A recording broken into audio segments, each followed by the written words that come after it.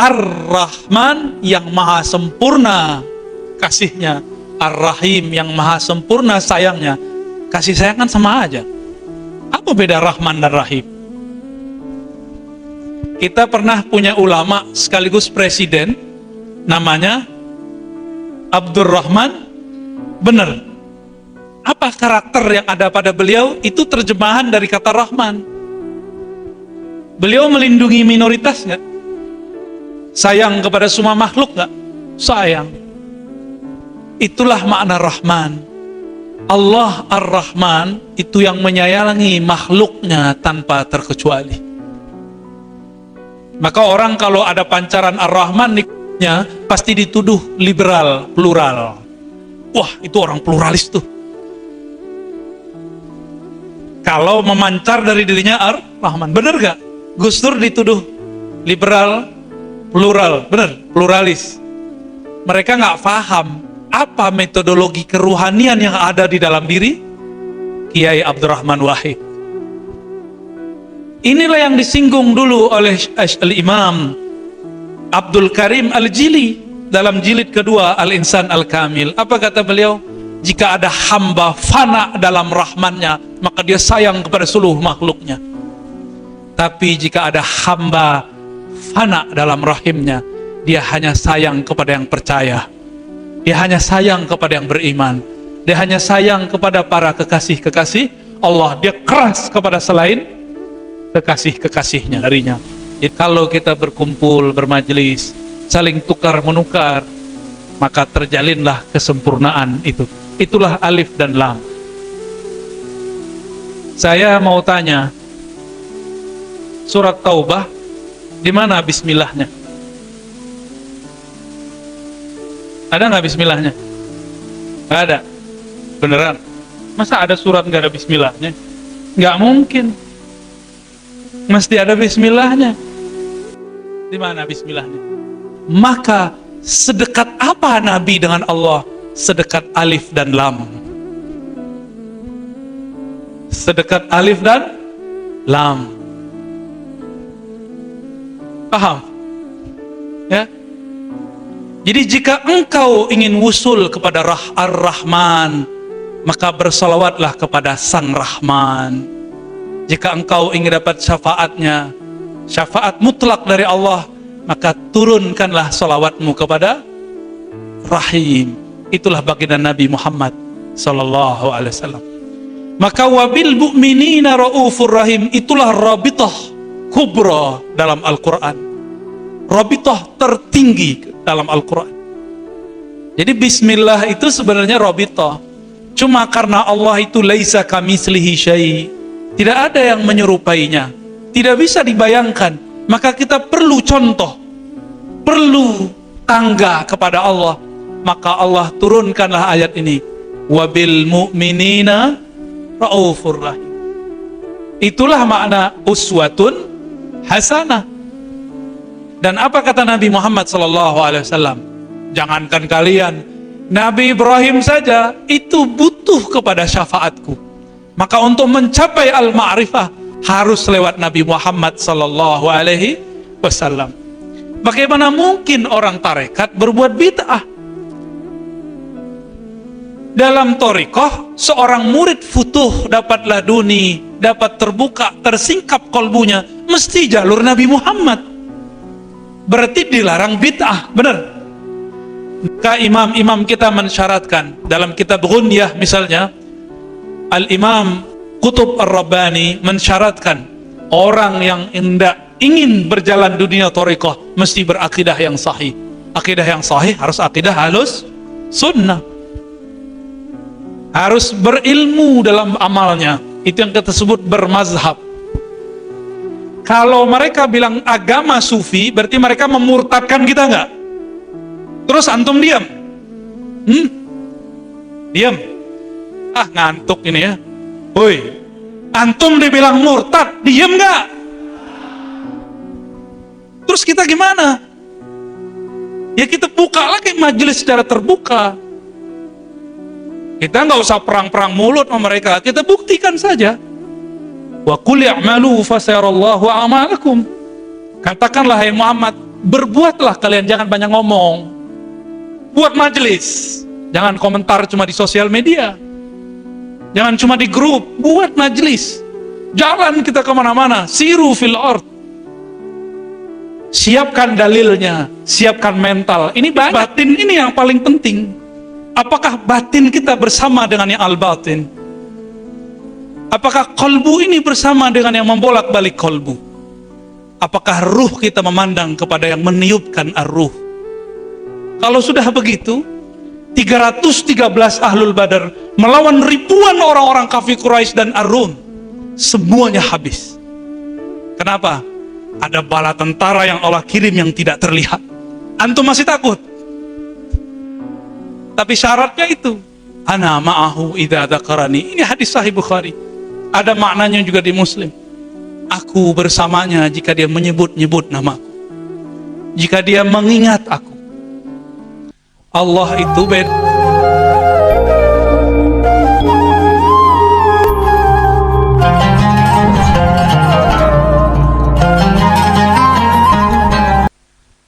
Assalamualaikum warahmatullahi wabarakatuh. Alhamdulillahilladzi khalaqana min tin wa nafakhana min ruhihi ba'da taswiyati tinatihi. Ashhadu an la ilaha illallah wa ashhadu anna Muhammadan abduhu wa rasuluh. Allahumma salli wa sallim wa barik ala sayyidil wujud, sayyidil qawnain, Sayyidina Ahmad, Sayyidina Muhammad, wa ala alihi wal mahdi khalifatihi wa sallim. Para kiai, para masyaikh, para mursyid, para ikhwah, wakil talqin, badal talqin, yang dimuliakan Allah, wabil khusus sahibul bait, sahibul ma'had, khadimul ma'had, Asy-Syaikh Hendra Al-Qadiri An-Naqsyabandi. So? Nggak mau atu torekot deh, dua langsung. Al-Qadiri An-Naqsyabandi. Alhamdulillah, ini berkah dari Allah, karena banyak hari ini jalur-jalur torekot sudah terputus. Ternyata masih ada penyambungnya di kota Palembang. Setelah meninggal Abah Zen Syukri, orang Palembang goyang, ya, bukan goyang nari, goyang mencari mursyid. Alhamdulillah ini ada alternatifnya. Semoga Allah menguatkan kita semua. Di samping ada para mursyid-mursyid yang lain, ya. Innamal mu'minuna ikhwah. Hanya orang beriman yang merasa bersaudara. Maka dalam salah satu dialog antara seorang murid dengan mursyidnya secara rohani, kok banyak mursyid-mursyid muncul sekarang dan mereka konflik. Apa kata si mursyid? Dibacakan ayat ini. Innamal mu'minuna ikhwah fa aslihu baina akhwaikum. Yang benar-benar bersaudara itu cuma orang yang beriman, dan itu ada alif lamnya. Alif lam menunjukkan istighraq, juga menunjukkan kesempurnaan. Orang-orang yang, kalau saya sepakat dengan sempurna, orang-orang yang sempurna keimanannya, itulah yang merasa bersaudara. Sempurna itu bukan karena mereka sempurna, tapi karena mereka disempurnakan karena bersaudara. Siapa di antara kita yang makomnya tinggi? Pasti ada yang lebih tinggi dari kita. Siapa yang riyadhahnya lebih banyak? Pasti ada yang riyadhahnya lebih hebat dari kita. Siapa yang ma'rifatnya lebih dahsyat? Pasti ada ma'rifat yang lain yang lebih tajam darinya. Kalau kita berkumpul, bermajelis, saling tukar menukar, maka terjalinlah kesempurnaan itu. Itulah alif dan lam. Saya mau tanya, surat Taubah di mana bismillahnya? Ada nggak bismillahnya? Nggak ada. Beneran? Masa ada surat nggak ada bismillahnya? Nggak mungkin. Mesti ada bismillahnya. Di mana bismillahnya?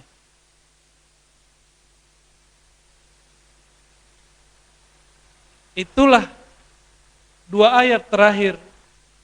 Laqad ja'akum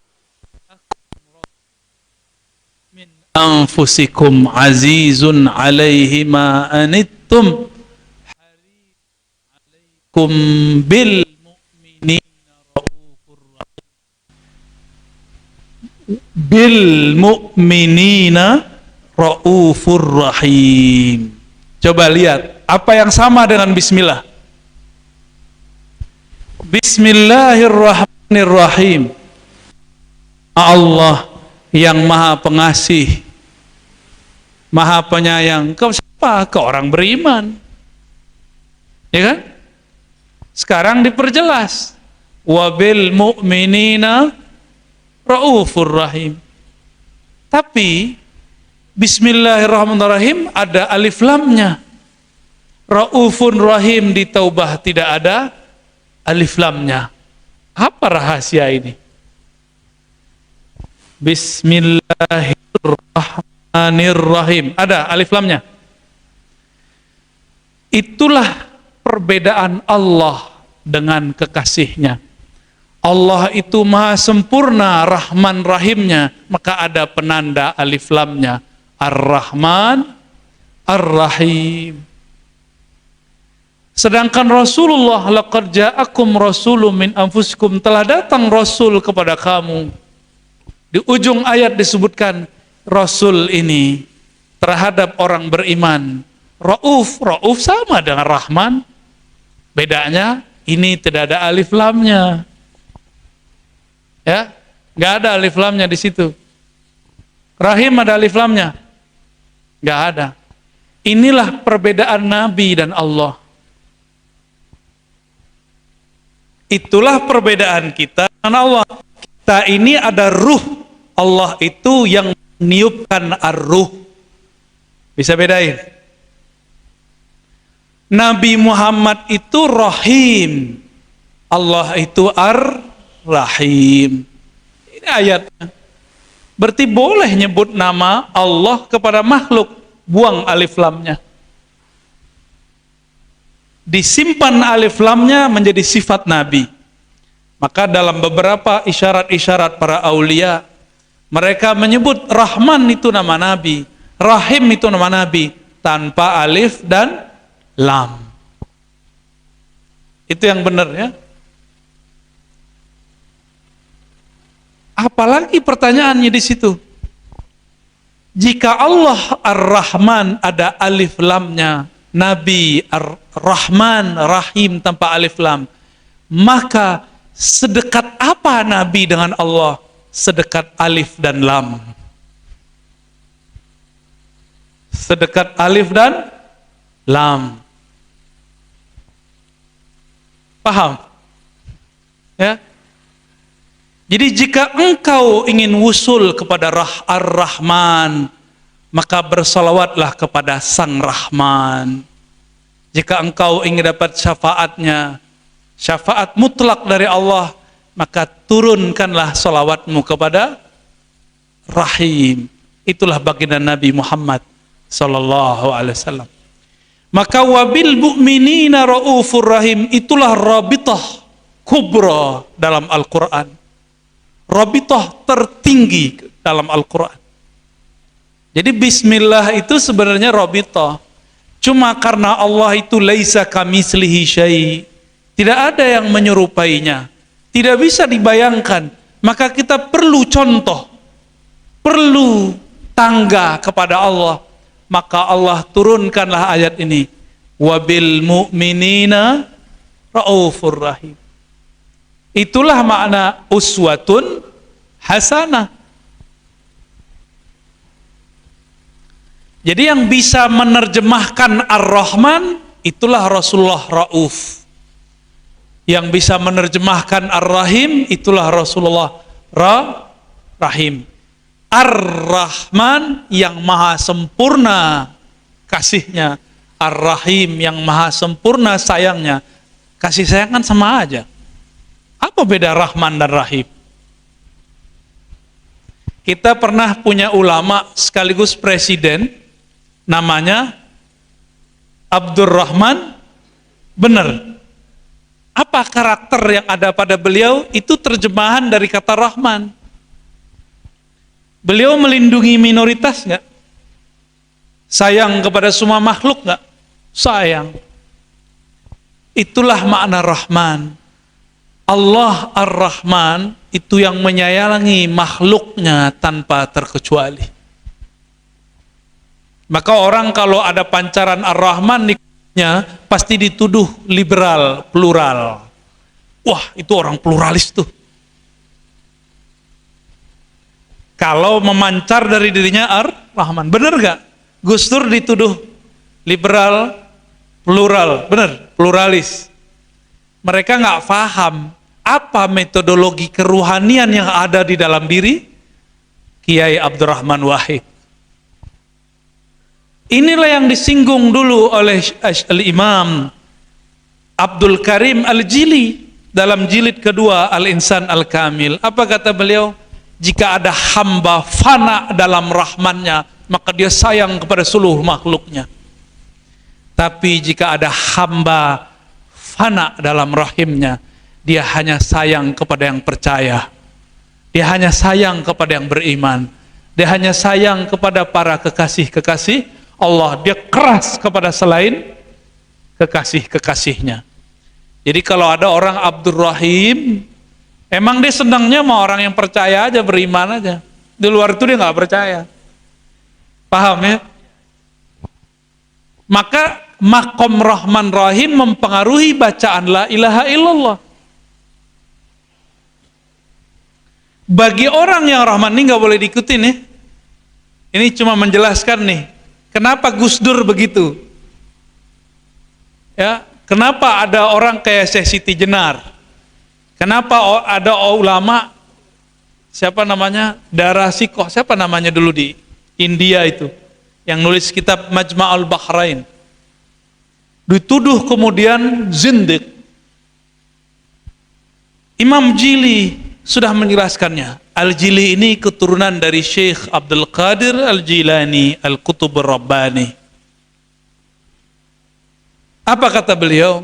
Orang kalau fana dalam ar-rahmaniyahnya Allah, maka baca la ilaha illallahnya maknanya berbeda dengan orang yang rahimiyah. Apa yang terbaca dalam pikirannya? La ilaha illallah.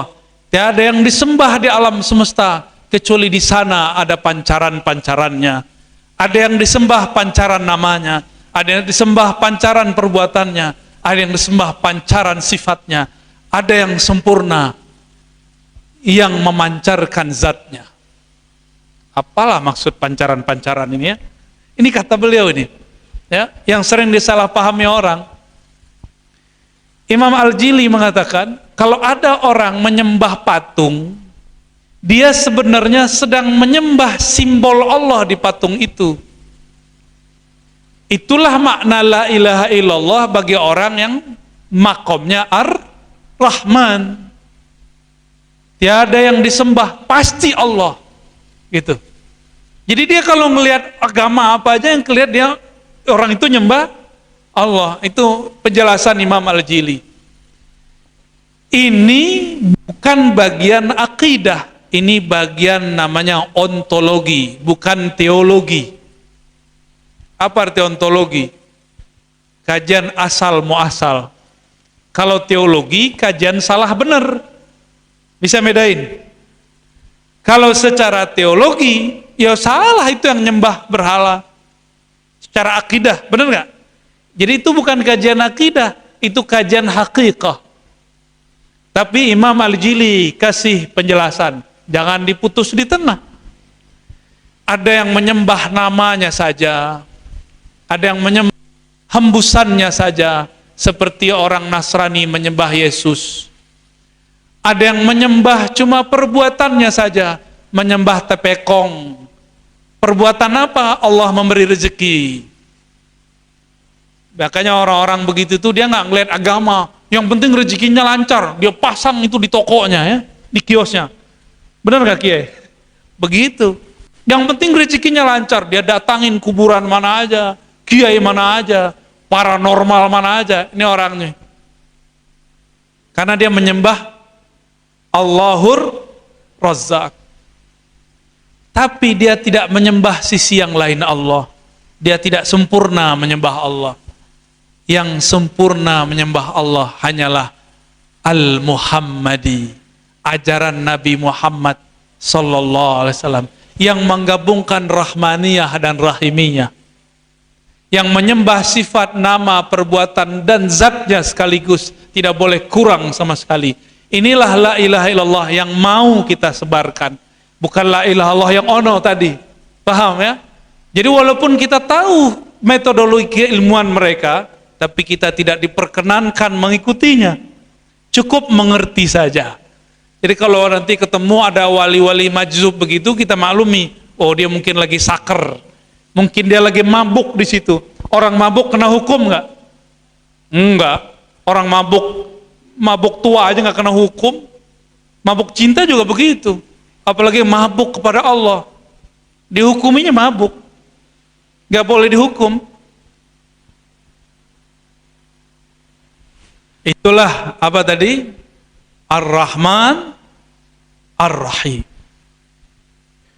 Bedanya dengan tanpa alif lam. Ya. Jadi kalau ingin mengenal Ar-Rahman, kenalilah Sang Rahman, yaitu Nabi Muhammad sallallahu alaihi wasallam. Walaupun ada sebagian orang mengatakan, oh Nabi Muhammad gak disebut Rahman, gak. Sebagian besar ulama kita menganggap Rahman tanpa alif lam itu nama Nabi. Sebagaimana Rahim tanpa alif lam itu namanya Nabi. Oleh karena itu, kalau berzikir Asmaul Husna dianjurkan membaca alif lamnya, ya, kecuali di depannya ada ya-nya. Jadi kalau nggak ada ya-nya, Ar-Rahman, Ar-Rahman, Ar-Rahman, Ar-Rahim, Ar-Rahim. Tapi kalau hilang ya, hilang alif lamnya, boleh diganti ya. Ya Rahman, Ya Rahim, baru boleh ya. Ya, bisa bedain, ya.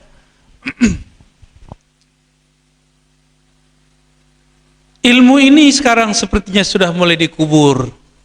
Mohon maaf para masyayikh, para mursyid, para wakil talqin, para ikhwah. Sekarang thariqat hanya sibuk zikir, wirid, ijazah. Tapi lupa bab hakikah. Hakikat. Hakikat itu isinya ilmu.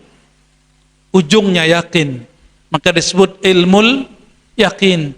Pangkat keduanya ainul yakin, pangkat ketiganya hakul yakin. Ada lagi di atasnya al-ma'rifah. Itulah keyakinan di atas keyakinan. Dan apa kata Nabi Muhammad SAW? Jangankan kalian, Nabi Ibrahim saja itu butuh kepada syafaatku. Maka untuk mencapai al-ma'rifah harus lewat Nabi Muhammad SAW. Bagaimana mungkin orang tarekat berbuat bid'ah? Dalam thariqah, seorang murid futuh dapat laduni, dapat terbuka, tersingkap kolbunya, mesti jalur Nabi Muhammad. Berarti dilarang bid'ah, benar? Maka imam-imam kita mensyaratkan dalam kitab Ghunyah misalnya, Al-Imam Qutb Ar-Rabbani mensyaratkan orang yang hendak ingin berjalan dunia thariqah mesti berakidah yang sahih. Akidah yang sahih harus akidah halus sunnah. Harus berilmu dalam amalnya. Itu yang kita sebut bermazhab. Harus bersanad seperti ditambahkan oleh Imam Muhammad Al-Khani dalam kitabnya As-Sa'adah Al-Abadiyah. Minimal 3 itu deh. Apa syarat usul? 1, akidah yang sahih, akidah ahlus sunnah. Akidah ahlus sunnah yang disepakati dari masa ke masa setelah abad ke-3 Hijriah adalah akidah Imam Asy'ari, Imam Maturidi, Imam Tahawi. yang kita simbolkan dengan belajar sifat 20. Sekarang muncul baru di negeri ini. Apa kata mereka? Asy'ariyah firqatun dhalah. Asy'ari, firqah, kelompok yang sesat. Terus para mursyid diam aja. Khalwat aja di tempat, di rumah. Dosa itu. Karena fardu kifayah kita untuk menjelaskan kepada umat, tidak benar pertanyaan mereka itu, pernyataan mereka itu. Apalagi nanti mereka sudah mulai mengatakan, ini saya ulang-ulang ya, mereka sudah mulai mengatakan sufi itu agama di luar Islam. Gimana Pak Kiai? Udah dapat belum tulisan begitu? Dikirimin ke kita. Kalau mereka bilang agama sufi, berarti mereka memurtadkan kita enggak? Terus antum diam? Diam?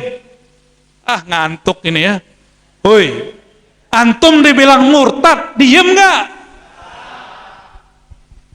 Terus kita gimana? Ya kita buka lagi majelis secara terbuka. Kita nggak usah perang-perang mulut sama mereka, kita buktikan saja. Wa qul i'malu fasayarallahu a'malakum. Katakanlah hai Muhammad, berbuatlah kalian, jangan banyak ngomong. Buat majelis. Jangan komentar cuma di sosial media. Jangan cuma di grup, buat majelis. Jalan kita kemana-mana, siru fil ard. Siapkan dalilnya, siapkan mental. Ini banyak ya, ini ngerti dalil semua. Mentalnya nggak kuat ya. Bentak dikit mau orang lari ya. Jamaah berdiri tersinggung, nggak bisa begitu. Mau dia separoh pergi, biarin aja, kita terus aja cecar terus. Begitu saya dulu, mumpung darah masih muda. Ini ngantuk ini kayak ini ya. Orang tarekat begitu, kalau diajak zikir matanya merem. Ujung-ujungnya modus. Curi-curi tidur. Pak, saya belum tidur.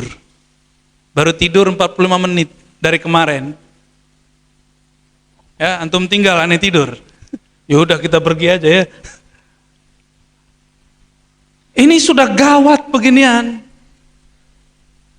Udah gawat ini. Mereka sudah nyebarin kalam-kalam begitu. Terus apa kata mereka dalam bab fikih? Orang Indonesia ini mazhabnya Syafi'iyah, bukan Syafi'i. Tuh kan, ngibulin umat itu. Bener nggak? Kita diam-diam aja Pak. Kita diam-diam aja. Suara para asatidz ini takut. Yang negur saya, kiai juga, apa kata dia? Ente nggak takut? Ntar ditinggalin jamaah. Kita lihat wajah nih kiai. Ente hafiz Quran ya dalam hati kita. Tapi dia takut ditinggal jamaah, tidak takut ditinggal Rasulullah sallallahu alaihi wasallam. Enggak takut ditinggal oleh Hadratus Syekh Hasyim Asy'ari. Enggak takut ditinggal oleh Kiai Ahmad Dahlan. Enggak takut ditinggal oleh Abah Zain Syukri. Enggak takut dia takut ditinggal jamaah yang 2 biji itu. Udah, para kiai nggak usah takut. Innallaha ma'ana. Ya. Allah bersama kita kok. Apa dalilnya? Ana ma'ahu idza dzakarani. Aku bersamanya jika dia menyebut-nyebut namaku. Jadi kalau kita menyebut-nyebut nama Allah, Allah bersamai kita. Masih takut? Allah kirim bala tentaranya yang tidak terlihat oleh mata. Masih takut? Secara zahir kita perlu buatlah ya laskar-laskar bagus. Tapi batin ini yang paling penting. Apakah batin kita bersama dengan yang al-batin? Apakah kolbu ini bersama dengan yang membolak-balik kolbu? Apakah ruh kita memandang kepada yang meniupkan ar-ruh? Kalau sudah begitu, 313 ahlul badar melawan ribuan orang-orang kafir Quraisy dan Ar-Rum, semuanya habis. Kenapa? Ada bala tentara yang Allah kirim yang tidak terlihat. Antum masih takut? Tapi syaratnya itu, ana ma'ahu idza dzakarani. Ini hadis sahih Bukhari. Ada maknanya juga di Muslim. Aku bersamanya jika dia menyebut-nyebut namaku. Jika dia mengingat aku. Allah itu beda sama kita. Kita kalau ingat seseorang, belum tentu dia ingat kita. Antum robitoh sama guru, belum tentu guru ingat antum. Kalau dia belum kamil, kalau dia sudah kamil, baru dia bisa connect sama kita. Oh, ada yang lagi robitoh nih. Oh, ada yang lagi zikir nih. Berasa sama dia. Maka dia mendoakan, ya Allah bukakan kolbu hati muridku. Walaupun dalam satu nafas dia berdoa. Maka mursyid ini lebih mulia daripada seorang tua atau ayah dan ibu. Ayah ibu paling mendoakan modal rezekina, sehat walafiat, paling gitu doang. Tapi kalau orang tua rohani mendoakan supaya kenal ilahi, supaya selamat ketika pulang ke alam sana. Itulah orang tua yang sebenar-benarnya orang tua. Ya, mana kita cari orang tua bisa begitu kalau bukan guru mursyid? Ya, cuma guru mursyid yang begitu. Maka ta'zim kepada syekh memang suatu kelaziman yang mesti kita lakukan. Ya, apa amalan mereka? Itu dia. Ana ma'ahu idza dzakarani. Mereka selalu bersamai Allah karena kalbu mereka selalu menyebut nama Allah Subhanahu wa taala. Itu sebabnya wali-wali Allah daurat takutnya. Karena Allah mengatakan, siapa yang sudah bersamaku, la khaufun alaihim walahum yahzanun. Dia nggak akan ada rasa takutnya, nggak ada rasa sedihnya. Ya, gimana kira-kira? Habis ini orang tarekat berani nggak nih? Udah dibakar gini Pak? Nggak berani juga? Ya, Pak, kajian terbuka di luar. Asbabnya kita buat penjagaan secara asbab zahir, batinnya la ilaha illallahu hisni, la ilaha illallah itu bentengku. Masuklah ke dalam benteng Allah itu. Allah jaga kita zahir dan batin. Ilmu sederhana sudah kita tahu dari kecil, tapi siapa yang mau masuk? Allah udah ngomong nih, la ilaha illallah itu bentengku, penjagaanku. Benteng itu tidak terlihat oleh orang-orang biasa, tapi bisa dilihat oleh orang-orang luar biasa. Gimana kira-kira? Udah masuk belum ke benteng Allah? Benteng Allah itu berlapis-lapis. Maka sebanyak apa, sedalam apa kita membaca la ilaha illallah, setebal itulah bentengnya. Ada orang baca berkali-kali, tapi kedalamannya tidak ada. Bentengnya tebal, tapi rapuh. Ada orang la ilaha illallahnya cuma sekali dua kali, tapi terbuat dari baja. Pilih mana? Gabungan dua-duanya ya. Sekali baca, dua kali baca, beribu-ribu kali baca, pemahamannya harus mantap.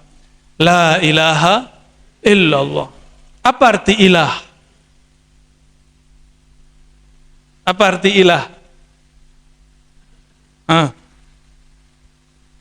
Ilah itu oleh orang Arab diartikan ke macam-macam, tapi yang saya paling suka al-ilah, al-maqsud, al-mahbub.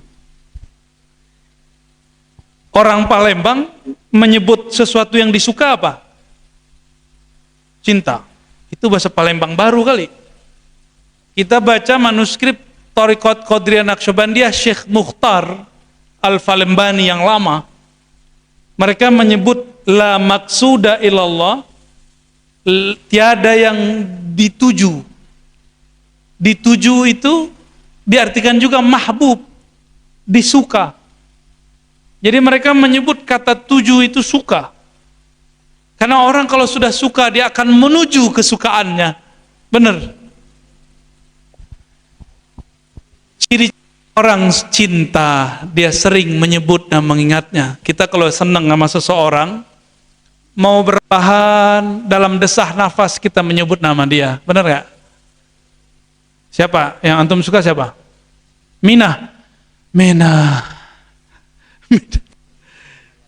Nur Hayati. hayati lelah abang. Paling yang disebut nafas kita berbunyi namanya. Itu kalau sudah cinta. Tapi karena kita belum cinta, maka belajarlah mencinta. Mulai adalah mengenali dia, sebut-sebutlah namanya. Siapa tahu kalau sudah berulang-ulang, sudah biasa, tumbuhlah rasa cinta. Itu ada pepatahnya itu ya. Kalau sudah biasa, lama-lama jadi cinta. Saya nggak tahu tuh bahasanya gimana, ya. Bahasa Jawa ya. Wah, kayak yang senyum mengerti tuh. Orang Jawa tuh kayaknya. Jadi hati-hati, jangan sering-sering ketemu lawan jenis. Orang yang sama, nanti antum jatuh cinta sama dia. Ya, alhamdulillah ya. Baik. Apa yang membuat orang tidak pede? Enggak berani dia bertorikot, enggak berani dia menampilkan keaswajaannya. Karena bersama dengan sang pemilik benteng, yaitu Allah Subhanahu wa ta'ala. Maka saya menyebut la ilaha illallah itu dengan beberapa istilah. Pertama, paling basic, muraqabah hisniyah. Muraqabah, merasa diawasi di dalam bentengnya Allah Subhanahu wa ta'ala. Sering-sering baca itu. Ini anak-anak kecil nih, kalau dia takut lewat satu pohon, pasti dia baca la ilaha illallah. Hilang takutnya. Itu ilmu anak kecil tuh, ya. Dulu pernah kecil ya, kalau lewat di tempat angker baca la ilaha illallah nggak? Tuh, dari dulu udah tahu, kenapa nggak dipakai? Bedanya musuhnya anak kecil hantu. Kalau musuhnya tarekat sekarang apa? Kelompok sebelah itu loh, ya. Disebut sebelah langsung ketawa nih, hidup langsung ya. Aneh nggak mau nyebut sebelah. Ntar malah benci-bencian lagi. Kita nggak boleh benci siapa saja, karena ada Rahman, ya. Kita kasih mereka itu setiap hari kesalahan mulu, setiap hari ngata-ngatain orang terus, nggak bosen-bosen. Jadi dia hijrah penampilannya, hijrah jenggotnya, hijrah celananya. Dari tadi di bawah mata kaki, sekarang di atas mata kaki. Tapi belum hijrah kolbunya. Sebelum dia berhijrah penampilan, dia suka ngejek orang. Sekarang ngejeknya dalam bahasa agama. Hijrahnya baru simbol, belum hijrah secara rohani. Para nabi mengatakan, la hijrata ba'dal fathi. Tidak ada lagi hijrah setelah Fatu Mekah tahun 8 Hijriah. Innama jihadun wa niyah. Yang ada cuma jihad. Kalau jihad tidak ada niat. Niat itu di mana? Di kolbu. Maka hijrahkan adalah kolbu, bukan penampilan, bukan cuma pekerjaan. Kolbu yang dihijrahkan. Dan saya tidak bertemu kelompok yang bisa menghijrahkan kolbu di dunia ini kecuali kelompok tarekat sufi. Beruntunglah antum yang berguru kepada ulama sufi. Beruntunglah para masyaikh, para badal talqin, para ikhwah yang diamanahi untuk mengajarkan zikrullah. Ini adalah sebuah falah, keberuntungan yang besar. Apa kata Allah? Allah mengatakan, wahai orang-orang beriman, ya ayyuhallazina amanu, ya. Perbanyaklah menyebut nama Allah dengan zikran katsira. Surat Al-Ahzab ayat 41. Ya allazina amanu zkurullaha zikran katsira. Karena di ayat lain dikatakan, ingatlah Allah la'allakum tuflihun, supaya kamu beruntung. Di ayat lain, wala dzikrullahi akbar, sungguh jika engkau menyebut nama Allah, tentu itu lebih besar. Maka orang-orang yang besar hatinya, besar semangatnya, besar ma'rifatnya, besar natijah kolbunya, jika di kolbunya ada nama Allah. Orang-orang dulu itu ilmunya nggak banyak, yang banyak itu di kolbunya Allah. Ilmu mereka biasa-biasa aja, tapi rajin memasukkan nama Allah di dalam kolbunya. Maka imam-imam terdahulu dengan ilmunya sederhana, dengan kemampuan mereka yang tidak bisa mengambil ilmu dari banyak tempat, mereka kemudian bisa dibaca karya sampai hari ini karena di kolbunya ada nama Allah. Ketika dia nulis kitab, itu torehan nama Allah ada dalam tinta-tintanya. Sekarang di handphone kita ada kitab hadis, di Google ada kitab-kitab tasawuf, di aplikasi ada semua kitab. Yang kurang apa? Nama Allah. Ya, nama Allah di kalbu yang kurang. Maka jika ingin engkau besar, besarkanlah namanya. Jika ingin ilmumu besar, maka menumpanglah dalam kebesarannya. Jika ingin berjiwa besar, maka habiskanlah besarmu dalam besarnya. Wala dzikrullahi akbar. Sungguh menyebut nama Allah itu besar. Kalau sudah begitu, la khaufun alaihim, baru jadi wali Allah. Ala inna awliya Allah la khaufun alaihim walahum yahzanun. Itulah wali Allah. Jadi untuk menjadi wali Allah, kenali dia, sebut namanya, ingat dia, pasti jadi kekasihnya. Udah gitu aja mudahnya ya. Jadi modal pertamanya apa? Kenal dulu. Jangan zikir dulu. Kalau zikir dulu, zikirnya jadi berat. Nanti disuruh khalwat sama Syekh Hendra, apa yang terjadi? Ya 70.000 kapan selesainya? Ya puasa Daud kapan kawinnya? Gitu nanti. Ya begitulah terus. Tapi kalau kita ajarkan dulu siapa yang kamu sebut tuh ini loh, Allah. Siapa Allah? Jelaskan namanya, jelaskan sifatnya, jelaskan perbuatannya. Cukup 3 itu dulu. Jelaskan rahasia-rahasia ini, maka si hamba akan gemetaran menyebut namanya. Contohnya gini, saya bilang, habis ini bakal datang loh Jenderal Bintang 3. Pasti pada tegang. Orangnya belum datang. Zatnya belum datang, tapi kita sebutkan karakter-karakternya. Karakter itu bahasa Arab sifat. Ntar loh habis ini datang Jenderal Bintang 3 sarungan. Pada takjub gak? Jenderal Bintang 3 bawain kitab Pak Kiai. Heran gak? Tambah takjub kita. Ini contoh aja Pak. Itu baru kita contohin makhluk. Gimana contohin Khalik? Ya, walillahil masalul a'la. Allah itu punya contoh yang lebih hebat. Jika ke makhluk aja begitu, masa ke Allah tidak? Maka supaya talqin zikir bermakna, ajarkan siapa yang akan disebut-sebut dalam talqin. Maka murid akan gregetan, bukan gregetan lagi ya. Dia nggak sabaran mau ditalqin itu. Dia nggak sabar untuk menelan nama Allah itu masuk ke dalam kolbunya. Karena kolbu makanannya cuma satu, asma'ullah, nama-nama Allah. Jadi jangan pernah masukkan nama kekasih makhluk di kolbu.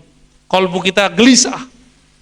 Gimana gak gelisah? Kalau ditinggal, kita mikir, terdigoda orang, ya nggak? Dia begini, dia begitu. Kalau kolbu ini kamu masukkan nama kekasih.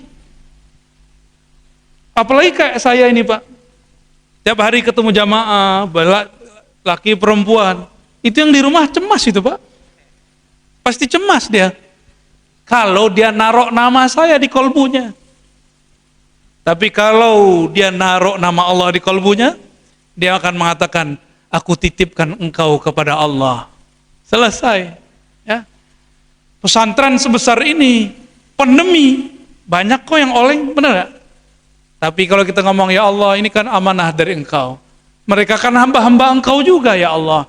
Bismillah, kami jalan dengan namamu. Kami jalan dengan jaminanmu. Kami jalan dengan keindahan-keindahanmu. Pasti nyaman aja kerja tuh. Ya. Kita ini kan cuma dapat amanah. Tapi ini amanah sudah gede sekali nih Kiai. Kami di Jakarta itu jangan dibayangkan besar.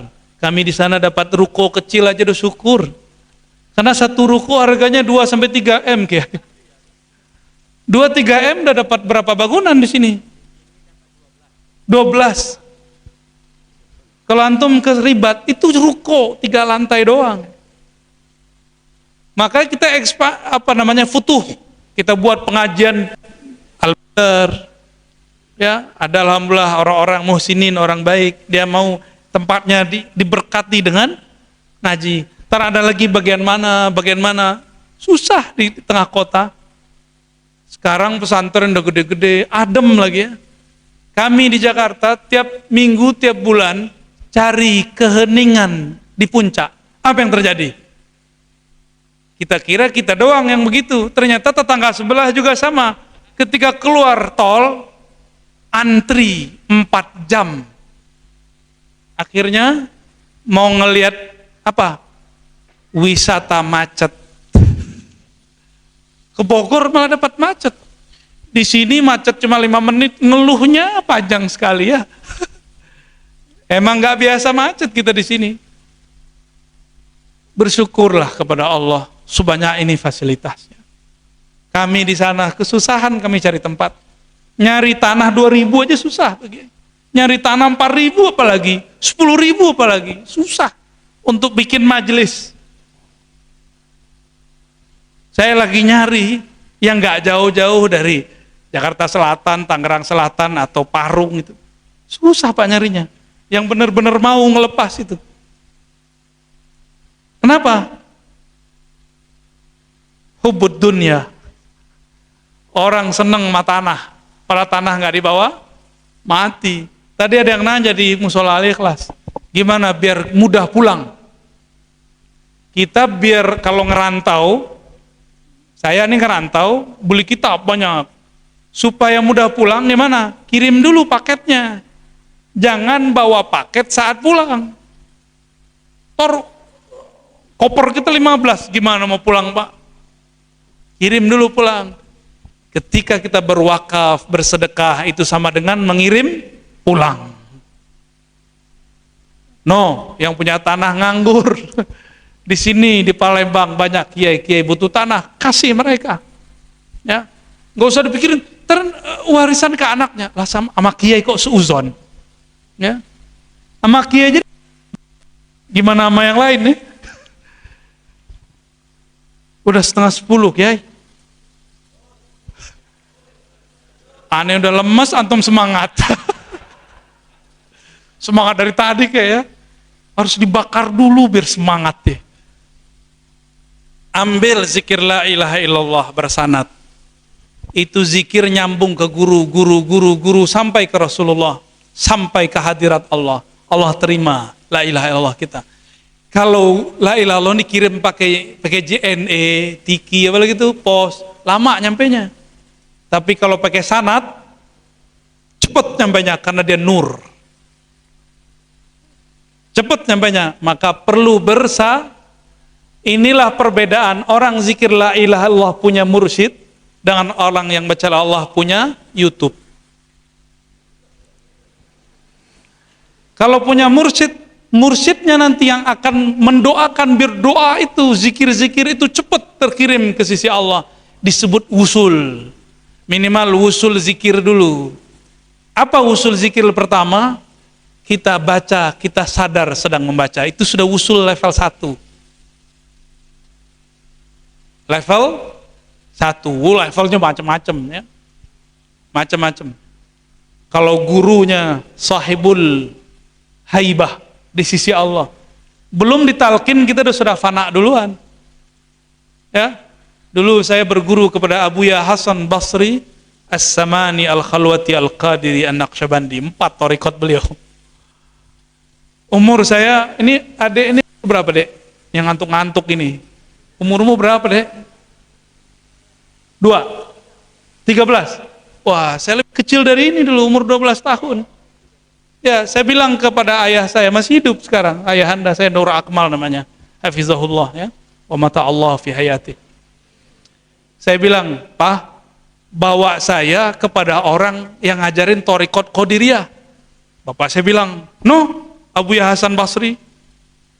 Datanglah kita ke situ. Salat Isya, Abuya buka zikir. Afdalu dzikri la ilaha illallah. Saya udah nggak tahu sama diri saya, Pak. Nikmatnya itu saya udah nggak ngerti itu saya ngomong apa saat itu. Cuma dia baca la ilaha illallah di depan, belum ditalkin. Dia baru mimpin zikir habis sholat. Kita sudah dibawa fana fi la ilaha illallah. Saya ingat-ingat sekarang itu nikmatnya bukan main, tidak bisa diulang. Karena ahwal hanya turun sekali saja. Setelah itu ada ahwal baru lagi. Begitulah. Karena Allah khazanahnya maha luas. Dia wasi', maha luas. Jadi jangan pernah menunggu ahwal yang dulu datang. Saya pengen kalau zikir tuh bergetar kayak dulu. Gak bisa, Pak. Nanti ada lagi ahwal yang baru. Ya. Jadi kalau zikir dulu ditalkin sama guru kayak dibor kolbunya, itu nanti nggak akan berulang lagi. Berikut kalau ditalkin lagi lain lagi rasanya. Begitulah kayanya Allah. Kadang-kadang Allah uji, nggak ada rasa, masih zikir nggak?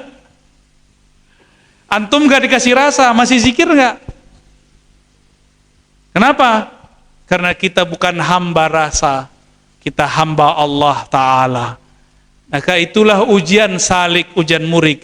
Dia zikir itu karena cari rasa, cari zauk, atau ingin mendekat kepada sumber dari semua rasa itu, yaitu Allah, Sang Maha Pencipta rasa.